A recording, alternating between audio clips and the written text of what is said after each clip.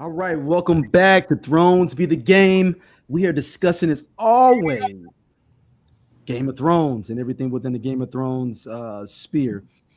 We are talking this episode of A Night of the Seven Kingdoms, The Squire. All right, let's go with you first.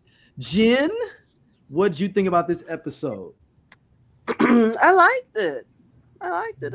We are progressing slowly, but we are Are going you in the right attracted to him direction. yet? Are you attracted to Duncan the Tall yet? Have we got to are we developing this You chemistry know for you what? and him? You know what? Last 3 minutes of the episode, I saw a little something. It was a little bravery mixed with rage. Like it. It's about time. Little glimmer of hope, Yeah, a little glimmer of hope. I did a rewatch earlier today, and I realized that when they were doing the duel, the joust, and when Egg screamed "kill him," He was talking about his brother. Yes, I loved it so much more. Like, love yeah, that. because Aerion really is a jerk. A Oh bad God, person. he's dare I say it worse than Joffrey. He's running a real close. He just had second. enough power as Yeah, Joffrey to do what he want to do. If he got Joffrey's power, he'd be worse on paper than Joffrey. Yeah, which made me That's true. wonder why they would even be doing a show like that. Like, it kind of seems like, knowing the Targaryens are coming, they would have just maybe put the show on hold. Maybe. That's what I thought, Jen. I thought What I do you said mean? I What was do you like, I mean? think I What was do you mean, talking to Jen? Scott, and I was like, you're at a tournament, right? The Targaryens may show up, and even if they do, you got to go to other source material. Maybe Right. you don't do a play about a dragon, right? Maybe you just pick something else out of Right. your repertoire. Oh, Yeah, like I'm thinking, and this is my thing. I think that this show is the first demonstration that we really had showing how people outside of like the Red Keep really felt about dragons. Like, we love the dragons, and I would have never envisioned it being a different perspective outside of the dragons being anything other than just perceived as these awe-inspiring gods, of the old world. So to like have a show that they're being defeated and killed, the show would have just been put on pause when the Targaryen showed up. Just in my opinion, but I mean, You want the job? You mean the night, the night competition? no, she's about to no, play. the play, At the end. the play, Right. yeah, the play. I mean, they would have just they would have just, like Bethany said, just gone to just different material, just maybe amended a bit, just maybe to show the dragons winning. Like, Arian has a reputation. No one's surprised that he responded that way. So would they really have like kept that material? Thinking, I mean, like, you know, you don't have a Black Panther Party rally at a Trump event. Like, But you were already in the middle of doing the show, and he steps in, and maybe I don't know how much his reputation is known like that, but you got to remember the Targaryens are kind of getting cool with people overall. Like, so it's like I don't think he's one of those people. I mean, if you know his story, like even like how his future goes, he's into dragons more than that, and then his other brother is having dragon dreams. But like everybody else is like, all right, we ain't got no dragons. Like, what? I ain't, it's not even, it's like making fun of. I'm thinking of like, it's like if there was like a third or fourth generation Jackson and somebody made fun of Tito, they would be like, okay, yeah, I mean, yeah, that's my great uncle. Like, it ain't no big It deal. was weird. well, I was, Right. I was thinking more of think about the interaction, the conversation the Lannister Squire had with Sir Mhm. Duncan in the tent prior to Ed coming to get him out. I mean, it kind of showed like a more general consensus of the Targaryens not being viewed in the most favorable light by others. And so, on like the backdrop of that conversation, like maybe like the feelings amongst the masses is not love and admiration in the same way that they would be showing. I don't know, but that's I don't know, but I will. Yeah, but the prince that's promised to be King Barristan, he's like real cool. People think he's super cool of a guy. Like people like him. So I don't know if people are thinking like, oh, somebody's gonna wild out, because he's been pretty cool about stuff in general. He come and hang out at these small folks tournaments. He's kind of here and there. So maybe maybe they weren't paying attention that this guy and maybe just need to stay away from the blonde-haired Targaryens. Maybe that's what it is. Like when anybody with blonde hair walk in, or this silver hair, shut it down. Like shut it all down. Maybe that's what it is, because I don't know. You know, that's a good thought though. Like why you just shut down and like let the dragon win and like burn people up and like we changing the ending of this play. I'll say that my favorite scene is the story about Alice. Let us all aspire to be Alice. You know what I mean? It was make the best with the two fingers you have. Man, she was so good at pleasuring men's bums. That's a bar. And poor Egg.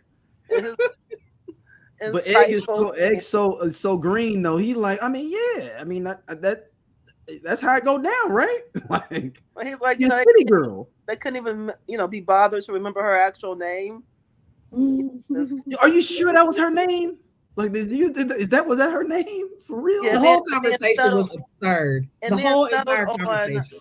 Then settled on Alice being a representation of hope. Like it's just deep, all of it. Just we can all be a little bit more Alice in our day-to-day walks. Scott, what'd you think about the full episode, man?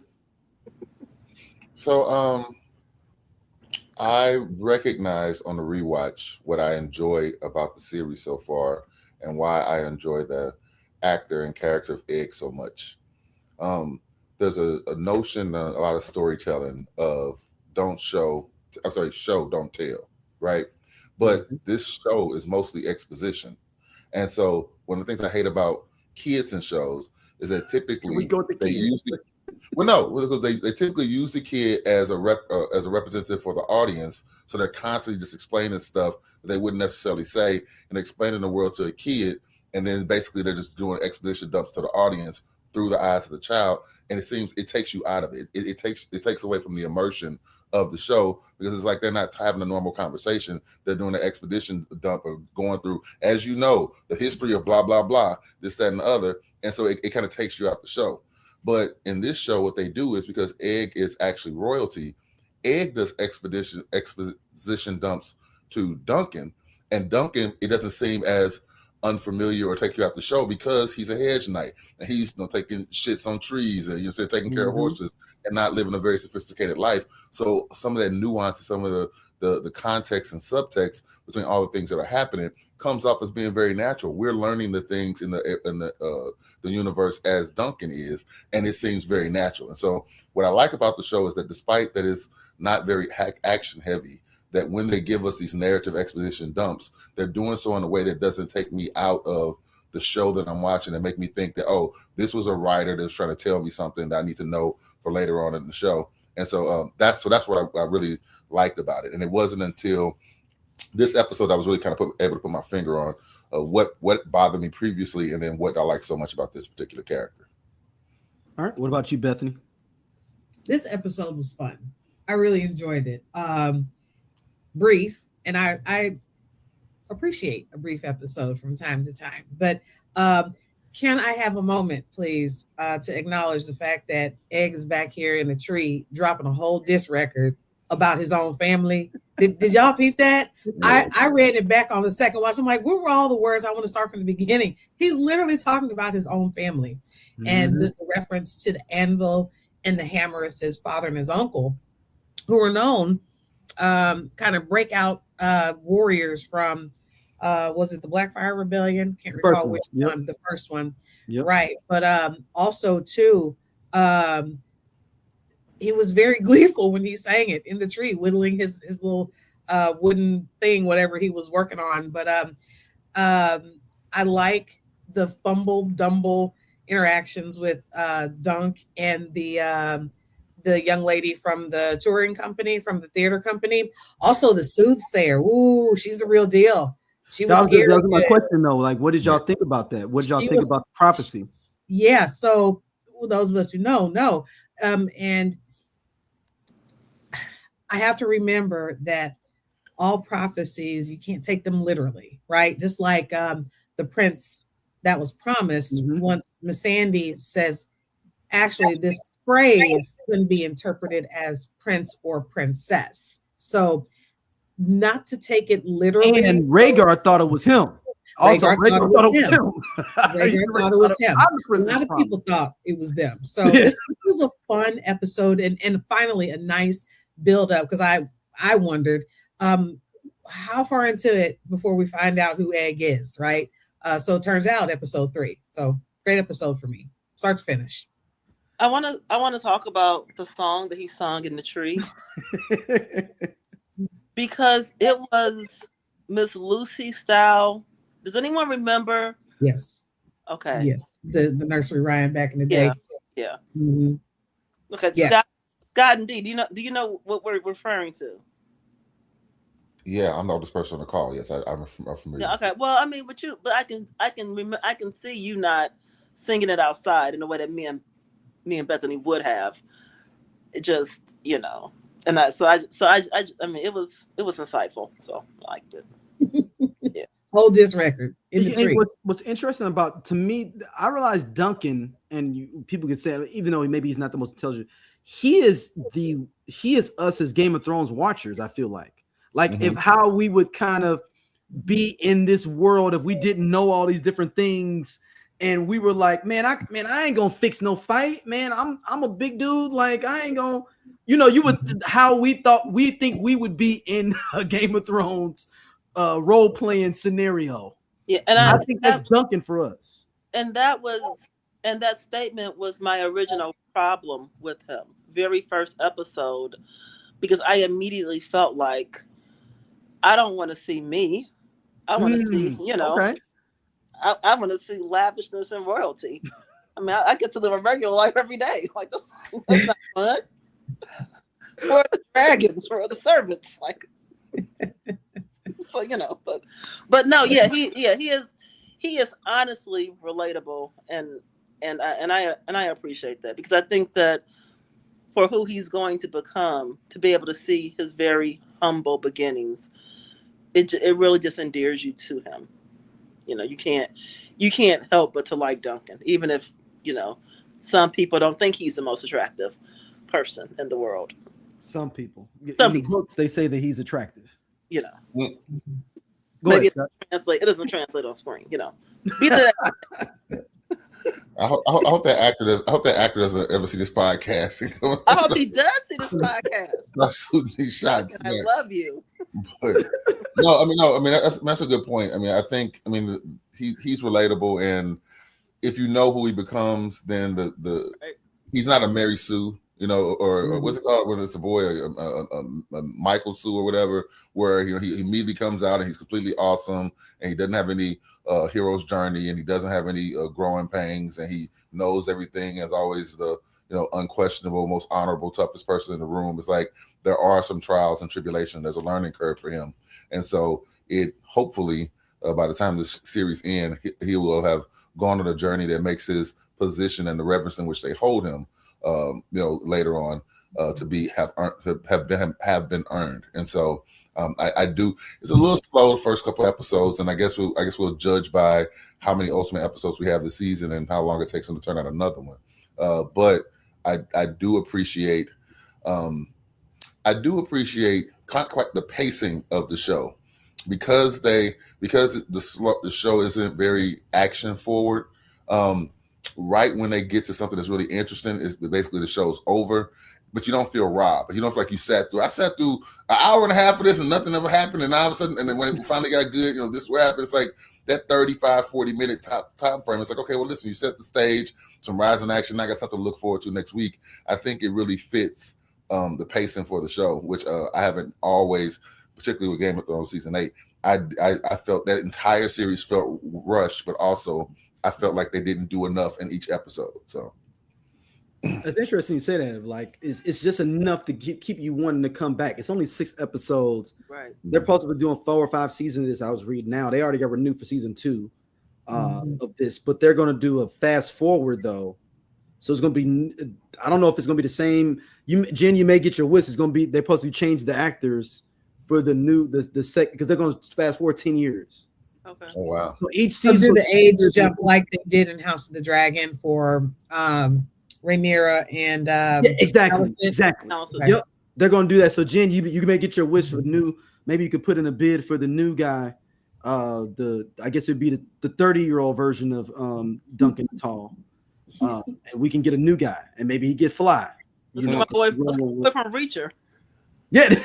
Yeah. Ooh, Alan Richter. Is it Richter? Yeah. A new Reacher. Yeah. Now there's a tree I'd like to climb. Thank you very much. Come see me. I'm available. He's like 6'5" or something, right? Oh, yes, at least. He's probably taller than that. Hold on. I'm gonna use the Google. Go ahead though. He said, go ahead. Use the Google. But it's interesting even with this of like, yo, Egg is a little asshole, but it's like he ain't got nothing to lose. Like he's the youngest, he's the smallest. He just like, man, I'm just out here. Whatever happens to me because I ain't got nothing in me at all. I've got 3, 4, 5 people in front of me when it comes to his lineage. Even if they want to go get my brother Aemon that's over in the city, they can go pull him in if they wanted to too. I'm the last of anybody. So I want to do what I want to do. I'm cutting my hair. I want to live this different life, whatever, Pops, whatever. And his dad's gone now too. And it was so funny when he said, like, I ain't want to be, that's not the reason he cut his hair, did not be like his brother, but he was like, I cut my hair because I didn't want to look like you. Mm-hmm. That's why I did it. That's not the reason, but he was like, you know what? Right. Matter of fact, I did it because I want to be like you. Right. On some spiteful stuff. Like I did it because youngest child syndrome. That is very traditional of a youngest born only child. So and it's like 7 of them too. So he the youngest, like 7 bunches, because there's like four brothers and like 2 girls also. I believe he's the youngest. 2 daughters. Yeah. I ain't want to be like you. Not anybody else in the family, you. I didn't want to be like you. Like, wow. And his brothers had to take you, like, ugh.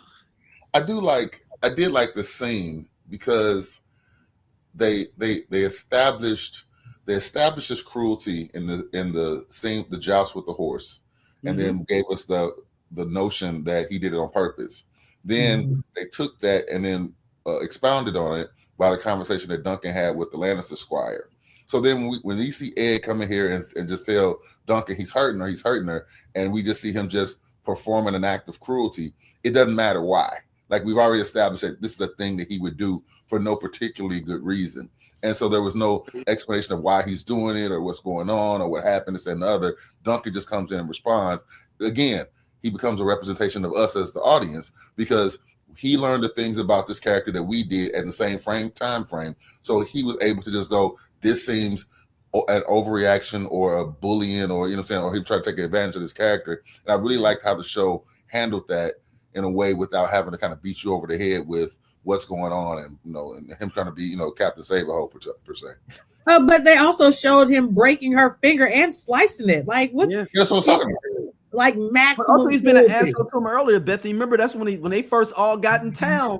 He was also like, "Yo, fetch me some water, fetch me some this." He's like, "Dude, I'm a knight, all right." Like, knighthood really has fallen on hard times. Like, right. Knight, right? Yeah, he's kind of a jerk. And the Egg was putting him on game because the Egg was like, "He too low." Like, I know this finna happen. Yeah. I know that how he get down. He too low. Yeah, and that man leg is never gonna be the same, and he's one of the better knights too. So in this whole tournament, so he did it on purpose on some, and you even see if his uncle sitting there like, all right, man, I ain't. The way he even looked though, like, man, it was the uncle's disgust. Yeah, like he couldn't have been more disappointed in him. Yeah, like I knew he was gonna. I knew we should have put him in this tournament. I told his daddy. Because his daddy's got the most kids, so like his dad be out here though. Like his dad, and he's tired. He is sick and tired to death of his batch, and his wife is dead now too. So it's a whole thing. He's going through it. He is going through it. He had a case of the pox when he was a kid. Like it's just too much for him. It's too much. I know. Oh, poor rich boy. Okay. Oh, poor prince. And he's got the Targaryen hair though too, so he think he really about that life. He really, oh yeah, I got the hair. Yeah, and I'm glad you brought that up because Baylor very clearly takes after his mother, who is a Martell, right? Yep. So that was Dornish. She's Dornish. Dornish. I'm sorry. Yep. Yeah, it's Martell too though. Well, it's a Martell, but it's right. the Dornish. It was a Martell, yeah. Which was the first bridge because remember, Dorne's never been conquered. Yep. This is their, intro to high society of Westeros, and we know that the Dornish look a lot different. It's a whole separate ethnicity, right? Than the Anvils in Westeros. So the fact that out of their bajillion kids, the one who is heir to the throne is the one who, because he's the oldest, but he most resembles his mother. You can tell it in the show, but in the books, it's very pronounced. He's he looked like us, right? Yeah. In the books, he looks like us. So I kind of wish they had made a bigger deal about that because that matters later, right, in the story. But that's and the fact that he is most like his mother in temperament. He's more thoughtful, more considerate, more measured, has a really pronounced sense of what's right, what's wrong. And his brother just pisses him off all day, every day. And his lack of control over his wild children, as he calls them, basically. So that's a fun dynamic to watch. And also that they are actually very close. For them to be so very different, they're really close. The hammer and the anvil, they're warriors together. Were they the closest in age? I think they were the closest. Yeah, and they also the whole thing is they enveloped and during the Blackfire War, they enveloped them at the same time. They had like a sphincter they did where they both converged at the same time. That's why the hammer and the anvil, because they both had this. That's what the story is basically about. Yeah, he's just sick and tired of each other. It's like a totally different thing. But also, Maegor is the one that has the whole bunch of kids. Like he the one that he just go home, has sex with his wife, and then roll out. That's why basically Aegon man, dude, you gotta think about it. Yeah, Maegor don't even really look for his 13, 12, 11-year-old son. Like we'll find him. Not really. You gotta know how irresponsible as a father he is. Like he's just like, I got 6 other ones. We'll find them if we do. And they started off together, and somewhere along the way, you lost 2 kids. And you're not looking for, and your youngest child, and you're like, it's absurd. The whole thing is a mess. And it was almost the fact other people kept bringing it up. He's like, I guess I got to. He was getting mad at people knew that his son was missing. It was almost like he didn't even know his son was missing. Like I don't want nobody to know he's missing. I was gonna find him on my own. Right. But his character ends up becoming a better character overall, long term. But he's got the Targaryen thing, and then he's got all these kids that look like the traditional Targaryen, but he ain't got a Targaryen mother though. So and I wish they would have made him more black though. To be honest with you though, that would have been kind of ill to make him more, or at least like North African looking. At least. Yeah. To show that disposition of how they look differently, but they're full brothers, but they look totally different. Yep. But we in Trump's America, they wasn't ready for that. They already mad about House of the Dragon with the black girls. So I mean, we couldn't flip the coin on that one. They mad about Bad Bunny for the Super Bowl. Yeah, exactly. So we can flip the coin on having one of those be that. So with the prophecy, do y'all think that? Because why did y'all think he was so scared of the prophecy and Duncan was like, whatever, man? Well, because Duncan doesn't know who Egg is. If he knew who Egg was, Duncan would be a little more. But Egg know he like 7th in line, like maybe more than that. It's like 5 other people above him on top of him being the 7th youngest. Right. But Aegon is Aegon the unlikely? Right, I think he was scared because that was the first time. I mean, in these 3 episodes, that he's actually really been seen. Oh, seen in a meaningful way for who he actually. So you saying somebody booked the spot? So they like, you know who I am? No, that's her job. She's a mystic. She's a soothsayer. She's right. Not like the secret is out. Just like him knowing that his calling is actually not ever going to be the squire for an unknown knight. That in reality, you know, that who he ultimately will become will never just be Egg Squire to Duncan. No, Right. of course I'm saying, not. like, so, I mean, so in my estimation, it was like she if she was full of crap, whether he's of substance or of renown or not.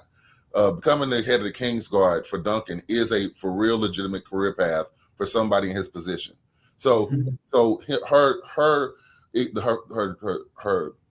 fortune to Duncan could have just been a throwaway. You know, you tell somebody who's going to medical school you're going to be a great doctor and and cure cancer, and it's possible, unlikely, but it could just be a throwaway because they know you're a knight. When she looked at this little bald squire boy and go, "You will be king and you will die by fire, and people will cheer when you die," then now it's like that there are only, even though he got a gang of kids, there are only 6 or 7 people that applies to on Earth. At this moment, right? Yeah, so she gave a very pointed future and it's a very narrow scope, which made what she said to Duncan not seem like bullshit. So that's why he was like, "Why did she say that? Why would she say that?" Because he knows that only applies to such a handful of people that she must see something that is close to that can be interpreted that way. That's interesting. I didn't, yeah, because what I said. Yeah. Okay. Because so the I know the prophecy goes. I mean, I don't want to get spoilers into people and everything, but because the whole cheer thing isn't a cheer thing like people think it's a cheer thing. Right. It's more of like getting us into the process of where we get to for the regular Game of Thrones of like we get the prince that is promised because of these other things that happen. Not necessarily cheering like, oh, like he was a bad king or anything like that. But also remember who. Sorry, go ahead.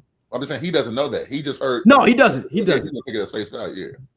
No, because I was arguing with my cousin. He's like, man, he was a bad king. I was like, that's not what they saying, man. Like that's not what they saying. And this is kind of how I thought about it. I was like, okay, so remember what family this young man belongs to. He's a Targaryen. This is a family that fought each other. Okay. For the throne. The Dance of Dragons just obliterated all of the dragons in pursuit of the throne. It could be that, okay, when he dies, the rest of his family, whoever's trying to take the throne next, is trying to paint a picture of him as a bad king, right? Because from all accounts, he's benevolent. He understands the plight of the common folks, the small folk. And do you think that the royalty liked that method at all? Probably not.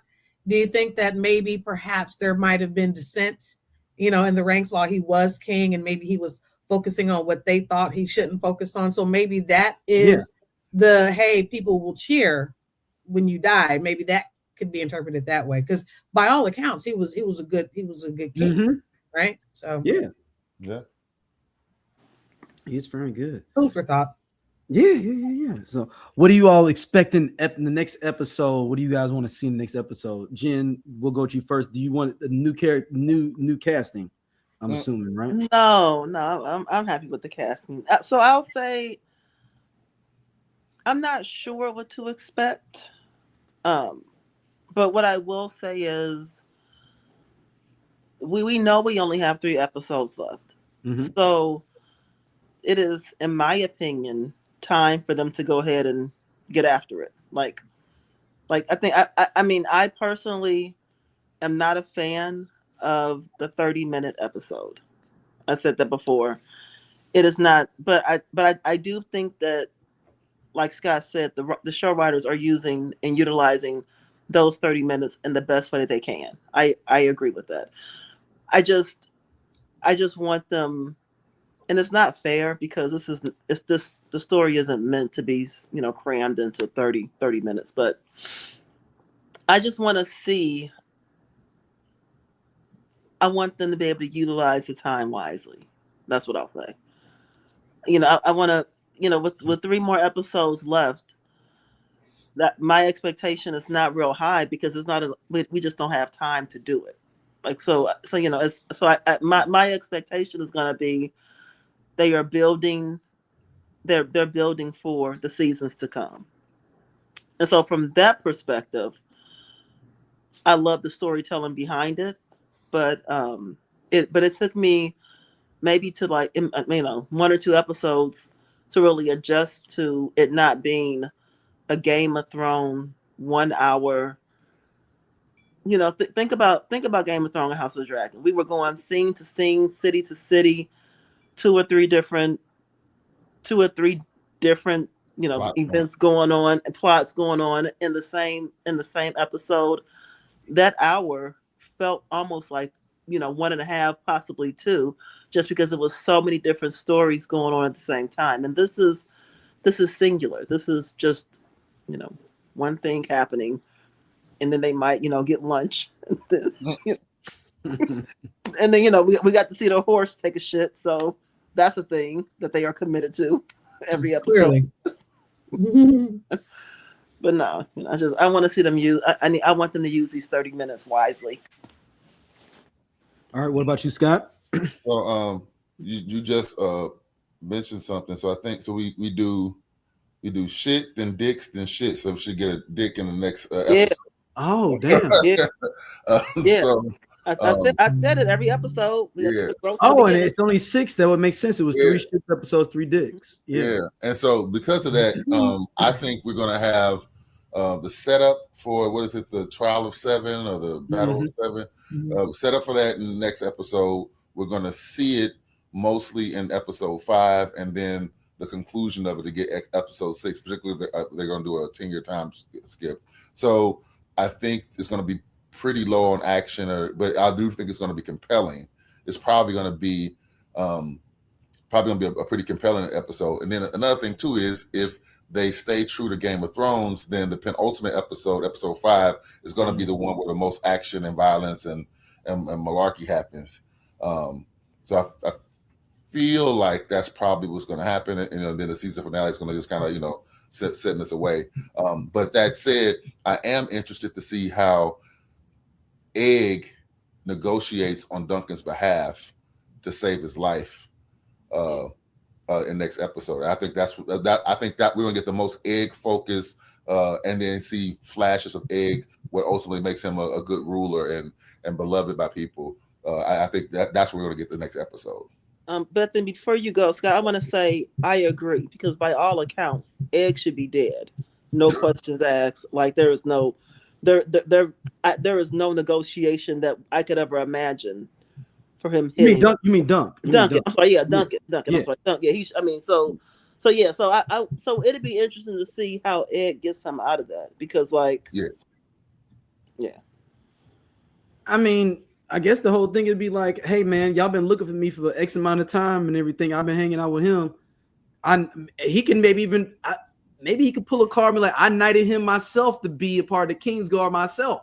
I'm just thinking of like some wild stuff a kid could do that would be a prince. Yeah, and that still would not like that. No, I can put my hands on people then. A merciful death, maybe beheading. Well, no, he can say that I ordered it. I ordered him to protect these people. I'm just saying, Duncan say that. He's a prince. He's a prince. He doesn't have to do no whole lot of negotiating. He's still a prince. His brother's an asshole for sure, but Egg is not without influence. He's not without, you know what I'm saying, that title that gives him some skin in the game where that's concerned. He was acting as his protector, and I called him to this because you were trying to hurt her, and we've kind of befriended her, and she's cool with us. So yes, I want to see how that works out, but obviously we know Duncan lives, right? Because they go on years and years of adventures together. Yeah. But as far as the episodes for the upcoming week, I'm ready to see how Egg and Dunk recover from the subterfuge, right? Because Dunk is honest. Right? He's, that lion, and he can't even make fun of him. He can't even joan on him properly. He made the funny little joke about, I can't even drink ale. Well, because it's disgusting. No, it's not. Yes, it is. No, it's not. They're like brothers. And Egg even was like, hey, I can marry the second most beautiful sister because you're gonna marry the first. Like he's got them marrying into the same family in his adolescent mind. They're brothers, okay? Mm-hmm. So I want to see how that plays out. And I need my guy, the Baratheon in here. I need him to do something other than just be really, really drunk during and look, just have class. Like already said, the Baratheons are new money. Like yes, new money. Like what do you think they're supposed to do? They're gonna buy out the bar. That's what they listen. Anybody who, like they gonna get a savings account and like buy stock? Like no, that's not what they do. And anybody who is a fan of wearing their family sigil, ain't nothing but a gold chain with your name on it. Yes, yes. I love him. I need him to do something else. I'm having a blast watching him. I want him to do something else. Do something else. Tall Tyrion. That's what I call him. I know in the previews, they show the previews for the series. They showed some. I think it looked like it was part of the Blackfire Rebellion. I wonder if they're going to show a flashback to that at some point. That'd be awesome. Anvil and Hammer, like them doing their thing, even if it's like 2 or 3 minutes. I wonder if they're going to show like how powerful those brothers are together at some point, because that's in the previews. If you look at like when they show like the series previews at the beginning, it looked like it was a Blackfire Rebellion or something like that, or a big battle. I'll say that it looked like it was a big battle. It could be anything, but I'm just wondering if they're going to show a flashback in one of these episodes coming up. That'd be dope. I'll be here for that. Yep. Yeah, like we need to see some. I would love you give us 3 or 4 minutes of a battle with the bastards type feel. I mean, that's basically what the Blackfire Rebellion is. I mean, we can let's get that going. You know, that's what I want to see next episode, because it's going to start to get a little bit more muckier and more Westerosi political towards that 6th episode, and I don't want to argue with my cousin no more about it. I get it. It's exhausting. Yeah, like dude, like you into the dragons and you got in after the red wedding, and you think everything's supposed to be the red wedding for the whole series. That's not what this is about. But you're right. But thank y'all for listening as always. We will be back next week with episode 4. Peace.